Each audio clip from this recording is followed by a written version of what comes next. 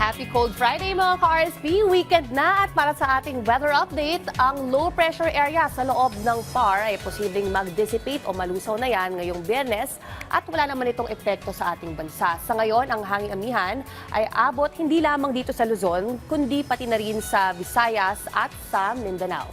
Naitala kahapon ng umaga ang mababang temperatura sa Baguio City. Dulot yan ng paglakas ng amihan. Bumaba ito sa 11 degrees Celsius, habang sa La Trinidad naman ay nasa 12 degrees. Ayon po sa Pag-asa, patuloy ang pag-iral ng amihan hanggang sa mga susunod na buwan. Bukod sa malabig na temperatura, dala rin ng amihan ang maulap na panahon at mahinang pag-ulan. Dito naman yan sa bahagi ng Cagayan Valley at ilang Visayas, northern section ng Mindanao at dito rin sa Caraga Region. Sa norte, sa Apayao, Ifugao, Kalinga, Mountain Province at sa Aurora, Quezon at dyan din sa Oriental Mindoro sa Southern Luzon. Kaya keep safe at stay dry mga ka-RSP and happy weekend.